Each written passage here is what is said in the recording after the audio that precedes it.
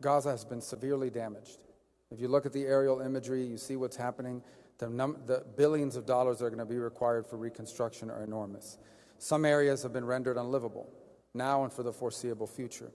And so what President Trump announced yesterday is the offer, the willingness of the United States to become responsible for the reconstruction of that area. And while you are rebuilding, while you're clearing debris, by the way, there are unexploded munitions. There are all kinds of Hamas weaponry still buried underground. For people to be able to live in a place safely, all of that has to be removed. It's an enormous undertaking.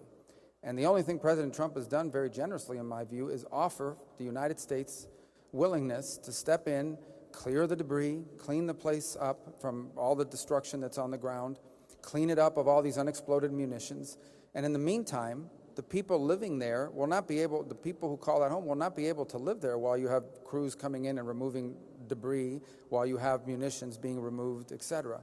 That's the offer that he's made. It's actually, he made a similar, obviously we didn't have a conflict at the time, but when in his first term, he offered a $50 billion plan to help Palestinians, which was rejected by the PA and obviously others.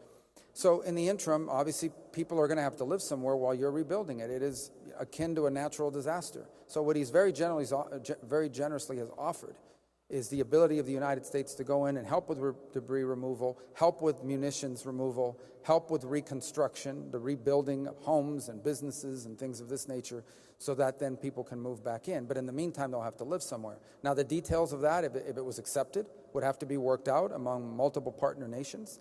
It's a unique offer, one that no other country in the world has stepped up and made an offer. But I think it's one people need to think about. Seriously, it was not meant as a hostile move. It was meant as I think, a very generous move, the offer to rebuild and to be in charge of the rebuilding of a place, many parts of which right now, even if people move back, they would have nowhere to live safely because